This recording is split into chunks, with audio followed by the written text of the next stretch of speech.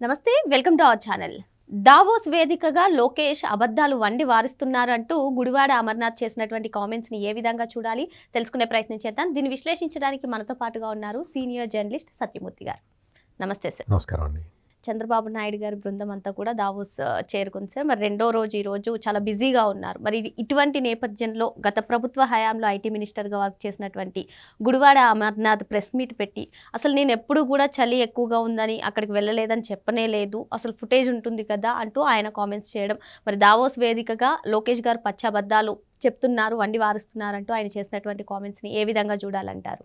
ఇప్పుడు మంత్రి లోకేష్ ఏమన్నాడు, దానికి గుడివాడ అమర్నాథ్ ఏం సమాధానం చెప్పాడు, ఈ రెండు స్టేట్మెంట్ల మధ్య నిజం ఎంత అబద్ధం ఎంత, ఇది చూడటం అనేది నాలాంటి వాడికి ప్రయారిటీ కాదు. నా ప్రయారిటీ ఏంటి అంటే, గుడివాడ అమర్నాథ్ అనే వ్యక్తి ఆంధ్రప్రదేశ్ ఐటీ మంత్రిగా ఉన్నప్పుడు లాభం జరిగిందా, నారా లోకేష్ ఐటీ మంత్రిగా ఉన్నప్పుడు నా రాష్ట్రానికి మేలు జరిగిందా? నాకు కావాల్సింది ఇంతవరకే. లోకేష్ ఏమన్నాడు, లేకపోతే గుడివాడ అమర్నాథ్ ఏమన్నాడు, ఇవన్నీ కాదు. నేను లోకేష్ మీకు దావోస్ వెళ్ళినా లేదు రాష్ట్రంలో ఉన్నా ఏం చేస్తున్నాడో నేను చెప్పగలుగుతాను. నేను గుడివాడ అమర్నాథ్ని నేను ఒక్కటే క్వశ్చన్ అడుగుతున్నా. ఈ క్వశ్చన్కి గుడివాడ అమర్నాథ్ సమాధానం చెబితే నేను యాక్సెప్ట్ చేస్తా, గుడివాడ అమర్నాథ్ ఆంధ్రప్రదేశ్కి ఉపయోగపడ్డాడు అని. ఆ క్వశ్చన్ ఏంటి అంటే, గుడివాడ అమర్నాథ్, నువ్వు జగన్మోహన్ రెడ్డి హయాంలో ఐటీ శాఖ మంత్రిగా పనిచేశావు. నువ్వు తెచ్చిన ఒక్క కంపెనీ పేరు చెప్పు. నువ్వు ఏ కంపెనీతో అయినా ఎంఓయూ చేసుకున్నావా? ఆ కంపెనీ నుంచి ఎంత పెట్టుబడి వచ్చింది? ఆ పెట్టుబడి వల్ల ఎంతమందికి ఉపాధి కలిగింది? నువ్వు ఎప్పుడు ఎంఓయూ చేసుకున్నావు? ఆ కంపెనీ ఎప్పుడు స్టార్ట్ అయింది? ఎప్పుడు గ్రౌండ్ అయింది? ఎప్పుడు కంప్లీట్ అయింది? ఈ పాయింట్ చెప్పు. ఒక్క కంపెనీ చెప్పు. నేను 100 కంపెనీలు తెచ్చాను, నేను 100 పేర్లు ఇవే అనక్కర్లా. నువ్వు ఆంధ్రప్రదేశ్కి నీ వల్ల వచ్చిన ఒక్క కంపెనీ పేరు చెప్పు. నేను ఈ కంపెనీ వాళ్ళతోటి మాట్లాడాను, వాళ్ళతోటి నేను ఎంఓయూ చేసుకున్నాను, వాళ్ళకి నేను ల్యాండ్ అలాట్ చేశాను, వాళ్ళు ఇన్ని వేల కోట్లు పెట్టుబడి పెట్టారు, ఇంతమందికి ఉపాధి వచ్చింది, అది స్టార్ట్ అయింది, కావాలంటే వెళ్ళి చూసుకోపోండి. విశాఖపట్నంలో కాదు, ఉత్తరాంధ్ర మొత్తంలో చూసుకో. ఉత్తరాంధ్ర మొత్తం కాదు, ఆంధ్రప్రదేశ్ ఎక్కడ పెట్టావో చెప్పు, ఏ కంపెనీ తెచ్చి పెట్టావో చెప్పు. పెద్ద జీరో. అతను ఐటీ మంత్రిగా ఉన్నప్పుడు ఒక్క కంపెనీ కూడా రాకపోగా ఉన్న కంపెనీలను వెళ్ళగొట్టాడు. 2014-19 మధ్యకాలంలో విశాఖపట్నాన్ని ఐటీ హబ్గా చేద్దామన్న ఉద్దేశంతో చంద్రబాబు నాయుడు విశాఖపట్నంలో మిలీనియం టవర్స్ అని కట్టాడు. అది హైదరాబాదులో ఉన్న సైబర్ టవర్స్ ఉంది కదా, సైబర్ టవర్స్ కన్నా మోస్ట్ మోడర్న్. అది పెట్టి అందులో ఐటీ కంపెనీలకి ఆహ్వానం పంపించారు. చాలా కంపెనీలు వచ్చినాయి. చాలా కంపెనీలు వస్తే ఐటీ మంత్రిగా అప్పుడు నారా లోకేష్ పంచాయతీరాజ్ అండ్ ఐటీ మంత్రిగా ఉండేవాడు. నారా లోకేష్ ఏం చెప్పాడు అంటే, పెద్ద పెద్ద కంపెనీలని తీసుకురావటం ఓకే, ఆ ప్రయత్నం చేద్దాం, ఇంకో ప్రయత్నం చేద్దాం, స్టార్టప్ కంపెనీలని వాటిని తీసుకొచ్చి వాటికి కొంచెం ఫైనాన్షియల్ హెల్ప్ చేసి, కొంచెం ఆఫీస్ స్పేస్ చూపించి, వాళ్ళకి ఏమైనా లాజిస్టిక్ సమస్యలు ఉంటే అవి తీర్చి, వాళ్ళు ఏదైనా ఆవిష్కరణ చేస్తే, కొత్త విషయాన్ని వాళ్ళు ఏదన్నా కనిపెడితే దానికి మనం వెంచర్ క్యాపిటలిస్టుల నుంచి తీసుకొచ్చి డబ్బులు పెట్టించి వాళ్ళతోటి పెద్ద కంపెనీ పెట్టిద్దామని ప్లాన్ చేసి విశాఖపట్నంలో ఇంక్యుబేషన్ సెంటర్ అని ఒకటి పెట్టాడు. ఇవన్నీ ఆన్ రికార్డు ఉన్నాయి. అవన్నీ కూడా నారా లోకేష్, చంద్రబాబు నాయుడు చేసిన పనులు. జగన్మోహన్ రెడ్డి రాగానే ఇంక్యుబేషన్ సెంటర్ని చిదిమేశాడు, దాని పీక నులిమేశాడు. మీకు మిలీనియం టవర్స్ నుంచి ఐటీ కంపెనీలను వెళ్ళగొట్టారు. అందులో గవర్నమెంట్ ఆఫీసులు పెడతానన్నారు. అందులో గవర్నమెంట్ ఆఫీసులు పెడతానని ప్రకటించిన తర్వాత ఐటీ కంపెనీలని వెళ్ళగొట్టిన మహానుభావుడు ఈ గుడివాడ అమర్నాథ్. అన్ని కంపెనీలను వెళ్ళగొట్టిన తర్వాత ఒక కంపెనీ వాళ్ళకి హైదరాబాదులో ఆఫీస్ స్పేసు దొరక్క వాళ్ళు ఇంకా ఒక 10 కంప్యూటర్లు పెట్టుకొని అక్కడ ఉంటే ఈ మహానుభావులు వెళ్ళి, నీకు 24 గంటలు టైం ఇస్తున్నాం, 24 గంటల లోపల నువ్వు అది ఖాళీ చేసి పోతావా, నీ కంప్యూటర్లన్నీ తీసి రోడ్డు మీద పడేయమంటావా అని బెదిరించి అతన్ని అక్కడి నుంచి ఖాళీ చేయించి, ఇది గుడివాడ అమర్నాథ్ వాళ్ళ బాస్ జగన్మోహన్ రెడ్డి చేసిన పని, ఆంధ్రప్రదేశ్కి చేసిన మేళ్ళు. అటువంటి పనులు చేసిన వాళ్ళు ఈ రోజునొచ్చి మేము తెప్పించాం, నువ్వేం తెచ్చావు? నువ్వు తెచ్చింది ఏంటి?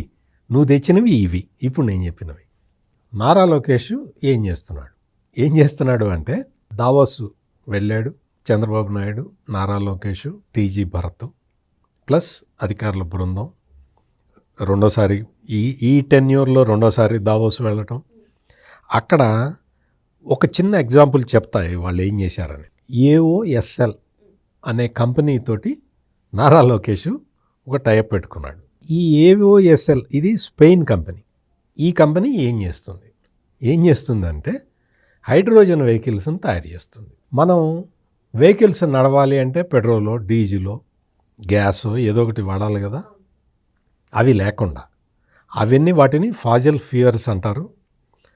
అవి రావాలి అంటే ప్రకృతికి హానిగా అవన్నీ భూగర్భంలో ఉంటాయి కదా, అన్నీ తవ్వి పైకి తీసి రిఫైన్ చేసి, ఆ రిఫైన్ చేయడంలో పొల్యూషన్ వచ్చి రకరకాలు ఉంటాయి. అవన్నీ లేకుండా హైడ్రోజన్ ఆధారంగా నడిచే వాహనాలని స్పెయిన్కి చెందిన AOSL అనే కంపెనీ తయారు చేస్తుంది హైడ్రోజన్ వెహికల్స్ని. ఈ వెహికల్స్ని నువ్వు మా రాష్ట్రానికి పంపించు అని అడగటం ఒకటి.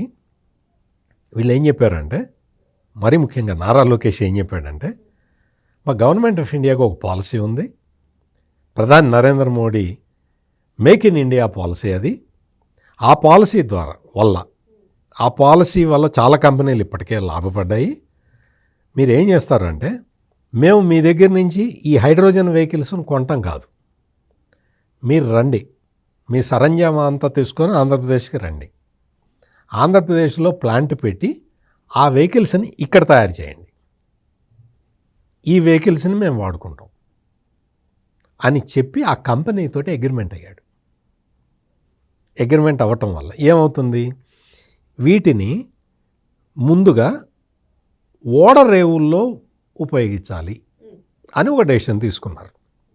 మెయిన్గా కాకినాడ ఓడరేవులో, విశాఖపట్నం ఓడరేవులో వీటిని ఫస్ట్ వాడతారు.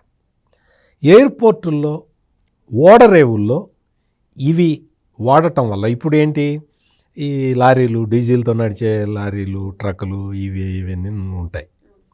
అట్లా కాకుండా వాతావరణానికి మేలు చేసే విధంగా హైడ్రోజన్తో నడిచే ట్రాక్టర్లు ఇవి నడపటం వల్ల ముందర పొల్యూషన్ తగ్గుతుంది, తర్వాత మీకు రవాణా ట్రాన్స్పోర్ట్ ఖర్చులు తగ్గిపోతాయి, మొత్తం ఓడరేవులు పొల్యూషన్ ఫ్రీ అయిపోతాయి.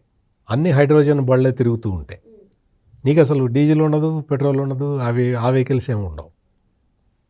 పర్యావరణానికి మేలు, నీకు ఈ మొత్తం ట్రాన్స్పోర్ట్ ఖర్చులన్నీ తగ్గిపోతాయి. ఇది సక్సెస్ అయిన తర్వాత దీన్నే ఎయిర్పోర్టుల్లోకి, ఆ తర్వాత బస్ స్టాండ్ల వరకు తీసుకెళ్ళారు అనుకో, ఈ హైడ్రోజన్ వెహికల్స్ ఇంటర్నల్గా ఎంత బెనిఫిట్ జరుగుతుందో మీరు ఒక్కసారి ఆలోచించండి. మేక్ ఇన్ ఇండియా ప్రాజెక్టు ప్రకారం మనం ఆ కంపెనీని తీసుకొచ్చి ఇక్కడ వెహికల్స్ తయారు చేసుకుంటున్నాం, ఈ వెహికల్స్ని వాడుకుంటున్నాం, మనకు లాభపడుతున్నాం. AOSL అనే కంపెనీ లాంటి కంపెనీలు నీ గుడివాడ అమర్నాథ్ నువ్వు ఒక్కటైనా తెచ్చావా? తెస్తే ఒకటి చెప్పు. నీకు తెలియదు అంత జగనే చూశాడు అంటే జగన్మోహన్ రెడ్డిని అడిగి ఒకసారి అడుగు. సార్ గూగుల్ డేటా సెంటర్ వాళ్ళు తెచ్చామని చెప్పుకున్నప్పుడు అసలు మామూలుగా నేను ఇప్పుడు ఏంటంటే లేటెస్ట్గా ఇప్పుడు దావోస్లో ఇప్పుడు ముఖ్యమంత్రి చంద్రబాబు నాయుడు, ఐటీ విద్యాశాఖ మంత్రి నారా లోకేష్, పరిశ్రమల శాఖ మంత్రి టీజీ భరత్ ఏం చేస్తున్నారనే ఎగ్జాంపుల్స్ చెప్తున్నా. అంటే ఫ్యూచర్లో కూడా ఇవన్నీ మేమే తెచ్చాము అని చెప్పుకునే ఛాన్స్ ఉంది కదా. అంటే గూగుల్ డేటా సెంటరే మనమే చూసాం సార్, అది అదానితో ఒప్పందం చేసుకున్నాము, మేమే తెచ్చామని. మరి ఫ్యూచర్లో కూడా ఇవన్నీ కూడా మేమే తీసుకొచ్చామని చెప్పే అవకాశాలు ఉంటాయి. చెప్పు, వాళ్ళంతా కూడా అధికారంలో ఉన్నప్పుడు చేసింది గుండు సున్నా, పైగా మైనస్, అంటే వెళ్ళగొట్టారు. కొత్తవి తేకపోయినా పర్వాలా, ఉన్న వాటిని వెళ్ళగొట్టాడు. ఇప్పుడు మీకు ఇంకో కంపెనీ గురించి చెప్తా. అంటే దావోస్లో చంద్రబాబు నాయుడు, లోకేష్, టీజీ భరత్ కుదుర్చుకుంటున్న అగ్రిమెంట్ల గురించి ఇంకొక కంపెనీ, చిన్న కంపెనీ గురించి, అంటే చిన్న సబ్జెక్ట్, కొద్దిగా చాలా పెద్ద కంపెనీ కానీ నేను చిన్న మాటల్లో చెప్తాను మీకు. ఆ కంపెనీ పేరు బ్రోలర్. వీళ్ళు ఫుడ్ ప్రాసెసింగ్లో స్పెషలిస్టులు, ఇంటర్నేషనల్ స్పెషలిస్టులు వాళ్ళు. ఈ కంపెనీతోటి మాట్లాడాడు నారా లోకేష్, మీరు మా దేశానికి రండి, మీరు మా దేశానికి వస్తే మెయిన్గా మేము గ్రెయిన్స్ పండిస్తున్నాం, మిల్లెట్స్ పండిస్తున్నాం. ఈ మిల్లెట్స్ని హార్వెస్ట్ చేసి ప్యాకేజ్ ఇంటర్నేషనల్ స్టాండర్డ్లో ప్యాకేజ్ చేయటానికి మీరు మాకు సహకరించండి. మేము ఇక్కడ రైతుల్ని సన్నద్ధం చేస్తున్నాం. ఇప్పుడు మిల్లెట్స్, ఇండియన్ మిల్లెట్స్కి ఇంటర్నేషనల్గా చాలా మార్కెట్ ఉంది, కానీ ఇక్కడ కొన్ని సమస్యలు ఉన్నాయి. అవి ఏంటి అంటే, పంట పండించే సమయంలోనే మనం వాడే ఎరువుల్లో కార్బన్ పార్టికల్స్ ఎక్కువ ఉండటం, అవి రెసిడ్యూగా మిగిలిపోవటం, దానివల్ల అంతర్జాతీయ మార్కెట్లోకి మనం వెళ్ళలేకపోతున్నాం. అందుకనే మొన్న కాకినాడలో గ్రీన్ అమోనియా ప్రాజెక్ట్ పెట్టి గ్రీన్ అమోనియా నుంచి యూరియా తయారు చేసి, గ్రీన్ అమోనియా నుంచి తయారైన యూరియాలో ఈ కార్బన్ పార్టికల్స్ ఉండే, దాని మీద రెసిడ్యూ ఉండే లక్షణం ఉండదు. అందుకని గ్రీన్ అమోనియా ప్రాజెక్టు టేకప్ చేసి దాని ద్వారా తయారు చేసిన యూరియాని రైతులకు ఇస్తున్నాం. కాబట్టి బ్యాక్వర్డ్ ఇంటిగ్రేషన్ ఉండాలన్న ఉద్దేశంతో రైతులు, అంటే కార్బన్ డిపాజిట్స్ లేని పంటలు పండించే అవకాశం ఇప్పుడు వచ్చింది. కాబట్టి ఈ పంటల్ని మార్కెటింగ్ చేసుకోవటానికి ఈ బ్రోలర్ అనే కంపెనీతోటి టైఅప్ పెట్టుకుంటున్నారు. అంటే ఎంత విజన్ తోటి ఆంధ్రప్రదేశ్లో పనులు జరుగుతున్నాయో మీరు ఒక్కసారి ఆలోచించండి. ఈ కంపెనీ వాళ్ళు రెడీలీ యాక్సెప్టెడ్. వాళ్ళు వచ్చి ఆంధ్రప్రదేశ్లో ఇవన్నీ, ఈ ఏర్పాట్లన్నీ చేసే లోపల దీనికి సంబంధించిన ఈ గ్రెయిన్స్, మిల్లెట్స్, వీటికి సంబంధించిన మొత్తం టైఅప్స్ అన్నీ పెట్టుకొని వాళ్ళు వచ్చేస్తే ఇక్కడ రైతుల పరిస్థితి ఏ విధంగా మారుతుందో మీరు ఒక్కసారి ఆలోచించండి. రైతులు పండించిన మెట్ట పంటలకి వాటికి అంతర్జాతీయ డిమాండ్ వస్తే ఎలా ఉంటుందో మీరు ఒక్కసారి ఆలోచించండి. ఇప్పుడు పండించిన పంటల్ని కూడా ఈ కార్బన్ రెసిడ్యూల్ని వాటిని తీసేసి మనం ప్యాక్ చేసి ఇంటర్నేషనల్గా మనం మార్కెటింగ్ చేసుకుంటే మెట్ట రైతులకి ఎంత ఉపయోగపడుతుందో ఆలోచించండి. ఇది విజన్ అంటే. ఇది దావోస్లో వీళ్ళు చేస్తున్న పని. ఇంకొకటి, లాస్ట్ టైం దావోస్ వెళ్ళినప్పుడు, చంద్రబాబు నాయుడు దావోస్ వెళ్ళినప్పుడు వాల్మార్ట్ కంపెనీ వాళ్ళు వచ్చి, మేము మీ రాష్ట్రానికి వస్తాం, మీ రాష్ట్రంలో పెట్టుబడులు పెడతామని చెప్పారు. చెప్తే చంద్రబాబు నాయుడు ఏమన్నాడంటే, మీరు మా రాష్ట్రానికి రావద్దు, మీరు పెట్టుబడులు పెట్టద్దు, మీరు మా రాష్ట్రానికి మేలు చెయ్యాలి అనుకుంటే నేను ఒక కోరిక కోరుతాను, దాన్ని నెరవేర్చండి అని అడిగారు. దానికి అదేంటండి భలే వాళ్ళే, మేము పెట్టుబడి పెడతామంటే మీరు వద్దంటున్నారు, చెప్పండి మీకేం కావాలో అని అడిగారు. మీరు చాలా పదార్థాలు, ఆహార పదార్థాలని మీరు కొనుగోలు చేస్తున్నారు కదా, ఆ ఆహార పదార్థాలు అన్నీ కూడా ఆంధ్రప్రదేశ్ రైతుల నుంచి కొనుగోలు చేయండి, దానికి సంబంధించిన ఒప్పందం చేసుకుందాం మనం. దానికి సంబంధించిన ఒప్పందం చేసుకుంటే నా రైతులకు ఉపయోగపడుతుంది. మీకు ఏ టైప్ ఆఫ్ ప్రోడక్ట్స్ కావాలి, వ్యవసాయ ఉత్పత్తులు కావాలి, ఇంటర్నేషనల్ స్టాండర్డ్స్లో ఎలా ఉండాలో చెబితే నేను నా రైతుల్ని రెడీ చేసుకుంటాను, మీకు కావాల్సిన పంటల్ని మా రైతులతోటి పండిస్తాను, వాటిని మీరు కొనుగోలు చేయండి అని చెప్పి వాల్మార్ట్ లాంటి కంపెనీతోటి చంద్రబాబు నాయుడు అడిగి దానికి సంబంధించిన కార్యక్రమాలు చేస్తూ ఉన్నారు. మనం పండించే పంటని మనం మార్కెట్లో అమ్ముకుంటే 100 రూపాయలు వస్తుంది రైతుకి. అదే పంటని ఎక్స్పోర్ట్ క్వాలిటీలో పండించి దాన్ని అమ్ముకుంటే 1000 రూపాయలు వస్తుంది. అంటే రైతుల పరిస్థితిని దృష్టిలో పెట్టుకొని చంద్రబాబు నాయుడు ఎటువంటి చర్యలు తీసుకుంటున్నాడో ఇవన్నీ చూస్తే మీకు అర్థమవుతుంది. అంటే పెద్ద పెద్ద కంపెనీలు తీసుకురావడమే కాకుండా మనం ఉత్పత్తి చేసిన పదార్థాలని వాళ్ళు కొనుగోలు చేసే విధంగా మనం తయారు చేసుకుంటే, అంటే ఇంటర్నేషనల్ మార్కెట్ని ఎక్స్ప్లోర్ చేయటం అంటారు దీన్ని. అట్లా ఇంటర్నేషనల్ మార్కెట్ని మనం ఎక్స్ప్లోర్ చేసుకుంటే మన రైతులకి ఎంత బెనిఫిట్ కలుగుతుందో మీరు ఆలోచించండి.